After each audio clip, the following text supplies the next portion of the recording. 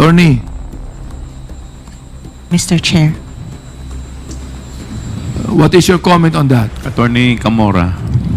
Mr. Chair, actually po we are... Binasa ko lang. Ito na naman. Quadcom hindi pa rin tumitigil sa paghahanap ng butas tungkol sa confidential fund ng OVP at DepEd. Pero bago ang lahat, maaari kayong mag-subscribe para maging updated sa mga issue at bago mga balita. Nilampaso nga lang ng mga abogadong representante ng COA at OVP ang Quadcom, ito'y matapos nanggigigil na dahil sa wala talagang mahanap na anomalya sa confidential fund ng OVP at DepEd. Quadcom, walang napala at nagsasayang lang ng panahon. Narito ang buong detalye. The information of the Honorable Castro, tinanong ko na rin yan kanina eh. Pero ang sabi nila, yun po ay ganun talaga ang requirement lang nila in order to liquidate yung confidential fund. But Yusek po, you mentioned something about the AOM. That's why you got certifications from the Philippine Army units. Would that be correct? Yes, Your Honor. Yes, sir. Now, may I ask ko, what was the AOM all about?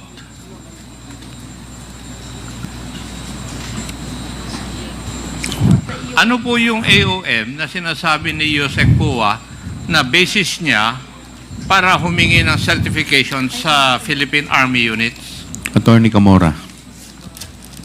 Mr. Chair, yung first na AOM po for na-issue sa DepEd, which is AOM number 2024-015 po.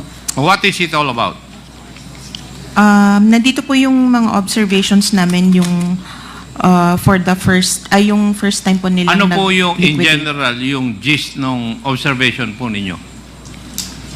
Yung first one, hindi po sila nag-submit ng documentary evidence of payment. Yung second one, meron po kaming, kasi hindi po, yung sa accomplishment reports nila, hindi pa po yung confidential activities or confidential expenses ang nilagay nila. Yung third one is yung sa kulang po yung supporting nila sa payment of rewards. Yung sa number 4 po, dun sa physical and financial plan po nila, hindi naka-indicate yung mga particular confidential activities. And then, sa item 5 po, hindi po properly accomplish yung DV. Ganun din po yung sa observation number 6 po. Saan pong observation, saan pong AOM, first, second, third, fourth, and fifth, nakalagay yung requirement ng certification ng Philippine Army units? For you to be able to give a credit notice, it pertains po to number 3, yung payment of rewards to informers. It must be supported with documents evidencing the success of the information gathering and or surveillance activities. Yun po yung... matanong ko po kayo, sa certification pertaining to YLS, nasaan po yung information gathering at saka ano pa yung activities na nakalagay doon? Sa certification itself, wala naman po. Ang na-pick up lang po namin is yung success nung activity nung sa YLS po. So, even if it is not a YLS activity, pwede nyo tanggapin yung certification. Basta't naging successful. Ganun po ba? Successful po siya. Basta't naging successful. Yung information gathering or surveillance activities po. Paano nagkakaroon po ng information gathering doon po sa activity ng YLS?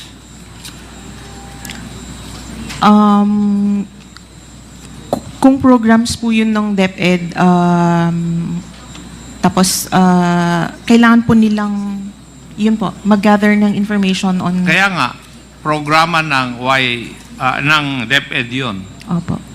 Paano natin i-connect yung programa na yun doon sa YLS activities na Philippine Army?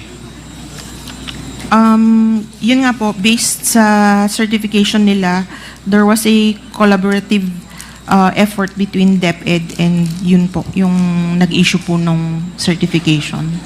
There was a collaborative effort Yeah po. ng DepEd at saka Kwan. Yes, Mr. So Chair. that is enough to justify na bigyan nyo sila ng green notice, ay credit notice at mawala na yung observations ninyo sa AOM. Yun po ba yung sinasabi nyo po sa amin? Yes, Mr. Chair po. So, Honorable Castro, I will go with you in so far as your observation is concerned. Thank you, Mr. Chair. Mr. Chair. Honorable Benny Abante. Just a few questions before we wrap up. No? Yes, please Tal. continue. Ako naman talaga taga-wrap up kahit sa kwet ko man. Anyway, sa atin pong military, no? For example, Major General Bajau. Alright. Ano ba? Sa elementary and high school natin, matindi ba ang problema sa insurgency?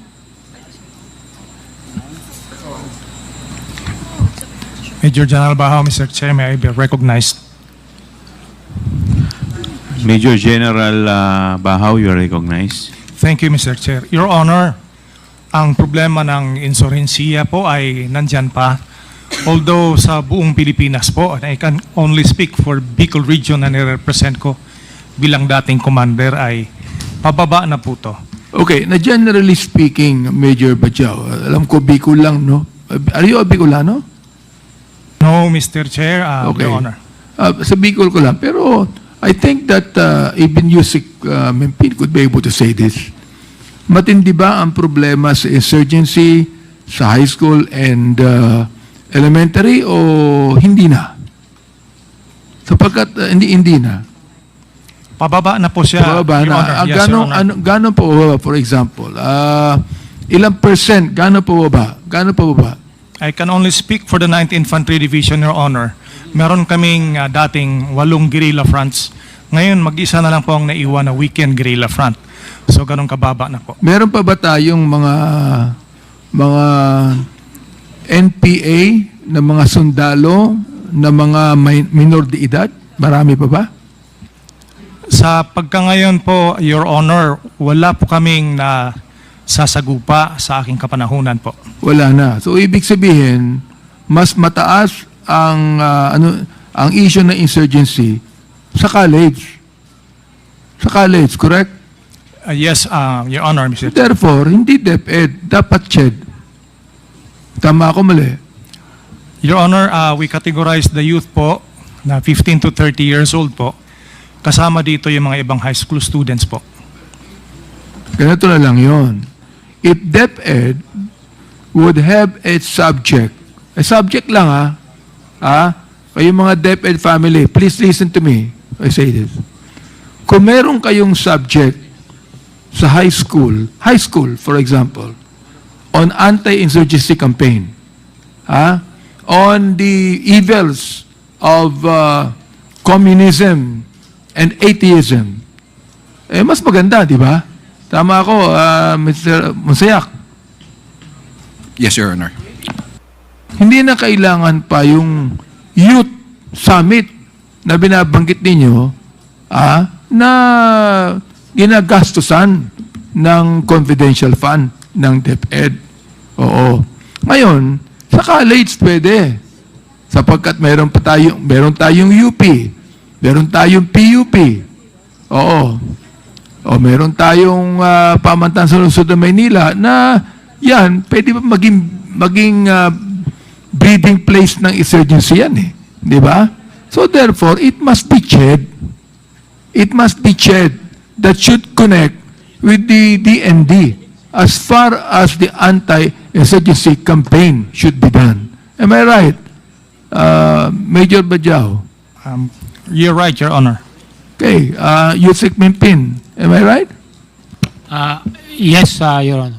O, ganun na lang gawin natin, DepEd. Magkaroon lang tayo ng subject o anti-insurgency sa ating high school, communism and atheism, no? And let us just, siguro kinakailangan na rin natin na atin nang i-promote yung talagang for the love of God and country sa DepEd, no? Ganon din sa CHED. Siguro yan ang kinakailangan gawin natin ngayon. O ito naman, sa COA naman, no? Itong inyong joint circular is a joint circular that have been written na ang kasama dito, DBM, DALG, DND, Governance Commission for GOCC, and Commission on Audit. Am I right? Tama po, Mr. Chair. Yun. Walang DepEd dito eh. Tama po. Walang DepEd.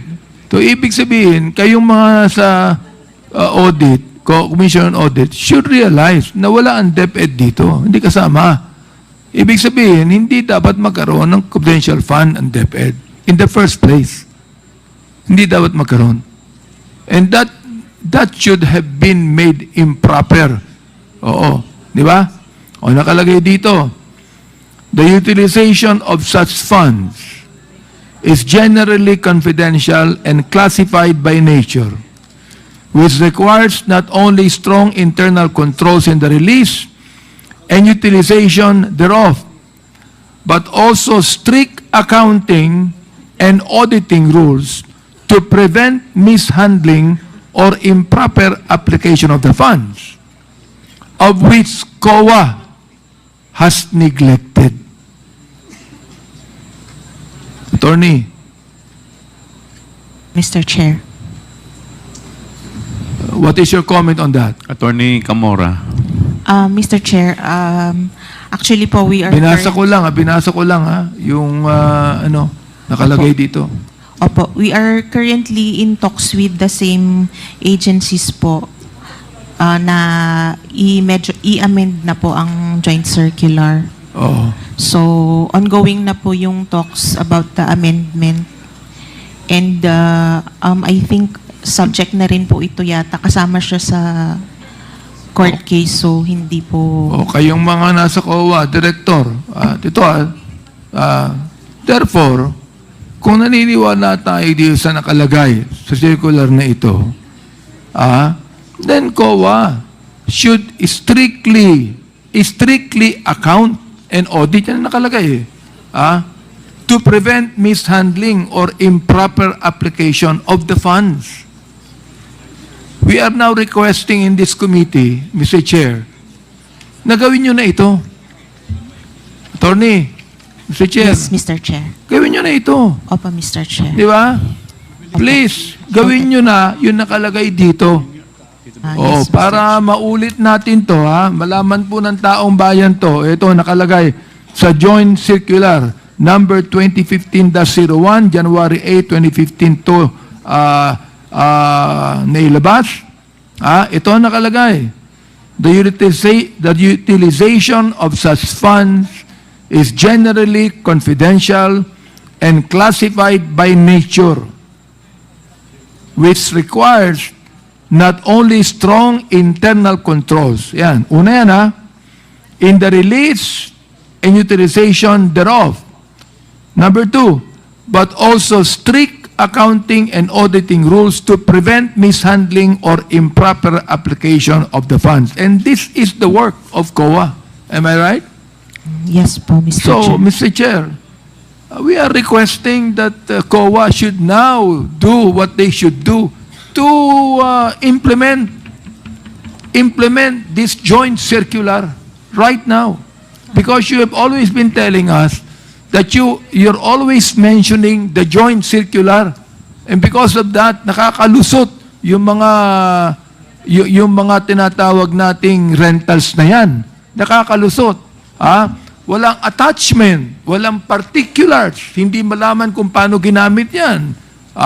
Bakit yung 78 days na yan, 5 million lamang, pero bakit yung 11 days, 16 million?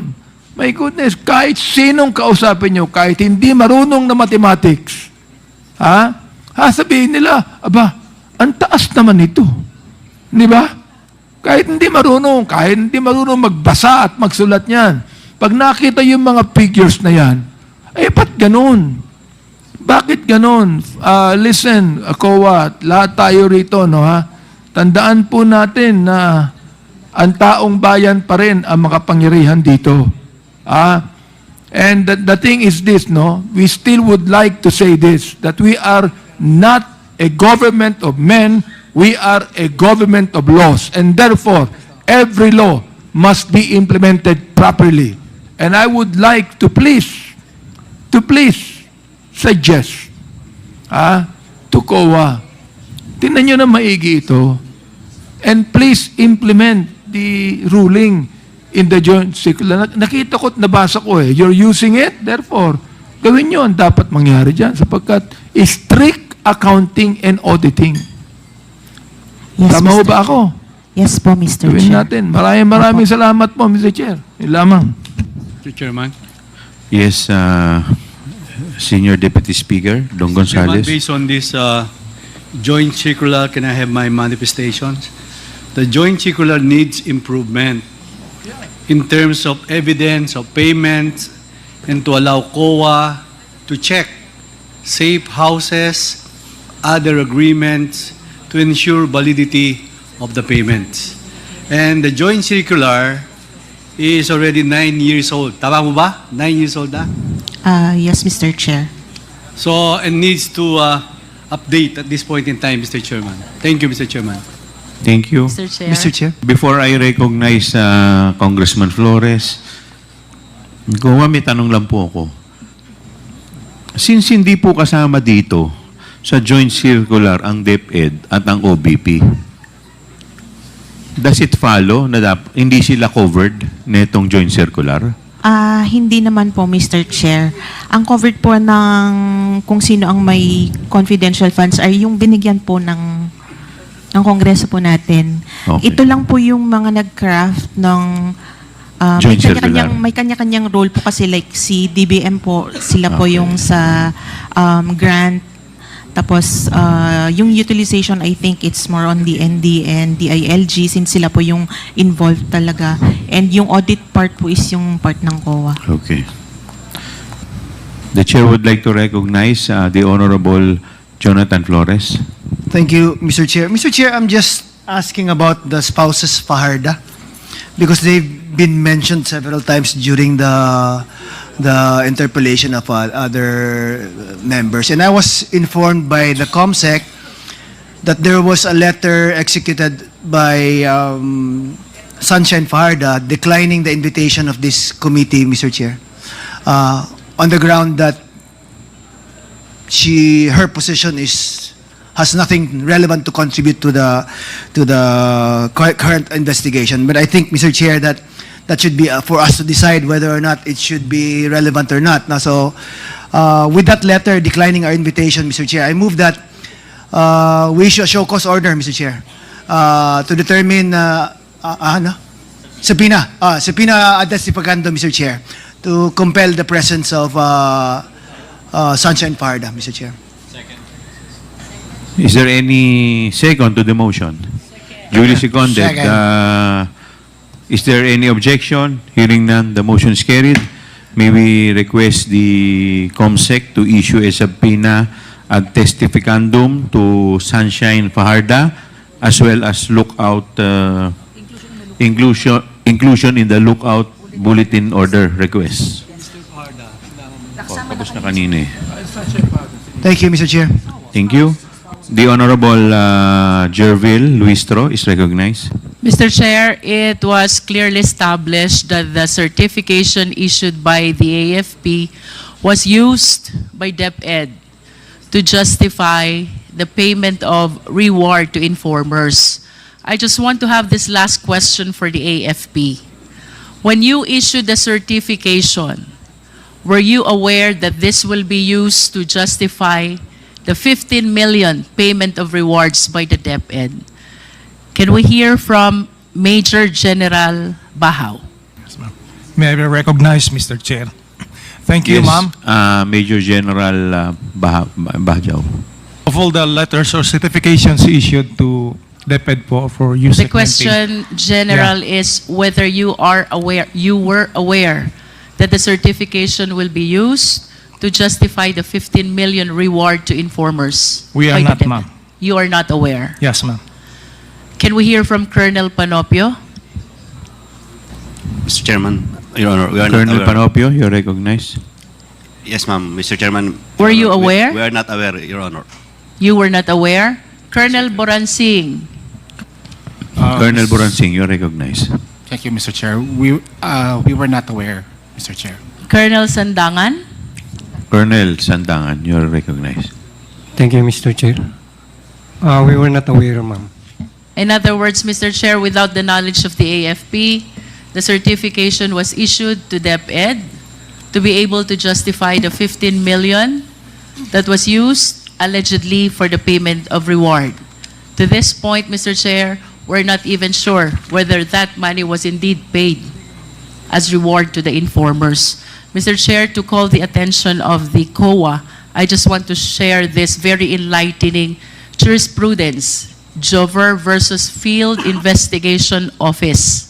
By turning a blind eye to the irregularities in the allocation and disbursement of public funds, petitioner condoned a practice that deprived many of her countrymen of funds which could have been used for projects to help improve their livelihood. It is not enough that we have submitted ourselves to the loose and relaxed requirement of the Joint Circular 2015-01. While we tolerate all these irregularities, we are causing deprivation of the basic needs of the so many Filipino citizens. I hope that COA realize that. And to close, Mr. Chair, I just want to stand corrected. What I shared earlier is not from Star Wars. It's from Spider-Man. Comes with a great power, is great responsibility. And when we have this public trust, it carries with it public accountability. Thank you, Mr. Chair. Mr. Chair, Thank you. Chair. Congressman Benny Abante, Vice Chairman. just would like to air a warning to the one that wrote a letter, no? I think it's the wife of Edward Fajarda, no? Questioning the jurisdiction of this committee, no? If she will not attend the next hearing, I will have a motion to cite her in contempt. Mr. Chair, thank you very much. Mr. Chair, Noted. I'm sorry, Yes, Mr. Chair. Congressman Flores. Just follow up to what Congresswoman Please Chinky. continue. No, not Spider-Man Star or Wars? Star Wars, Mr. Okay. Chair. Ang question ko lang po is with Colonel Boransing. Sir, if you were made aware that the certification that you were asked to issue was going to be used to justify the expenses of DepEd, would you have agreed to issue such certification? Colonel Bolanting. Thank you, Mr. Chair. Mr. Chair, since we were not informed, I was not informed, it's very hard to speculate on what my what I might have done if since it didn't happen. Okay. Yes. I'll rephrase my question. Kung alam mo na hiningan ka ng certification to justify an expense which never passed your office, which you never used, hypothetically, no? By any office, not just the office of the DepEd Secretary, would you issue a certification now knowing fully well that it would be used to justify an expense which you never had a hand on? As with all Army units and AFP units, for example, if there was a multi-stakeholder activity, Mr. Chair, and someone from another agency is asking for a certification, but he or she was not present, we would not issue the certificate of appearance or any certificate for that matter. It's standard practice for the armed forces, sir. Thank you. How about you, Colonel Panopio? Colonel Panopio, you are recognized. Would you have issued the certification na alam mong... Same question. Yeah. First of all, there was no mention of certification of fund in the. There was no mention of funds in the certification, Your Honor. But if we are aware that it will be used and we did not receive the money, we will not issue the certification, Your Honor. Okay, I think that's a similar answer, Colonel Sandangan. You are recognized, Yes, sir. Colonel. I will not. Thank you, Mr. Chair. Thank you. Meron pa po bang Spider-Man? Wala na po ba? So, kung wala na po, do I hear a motion to suspend the hearing? Motion to suspend, Mr. Chair. Meron pa ba?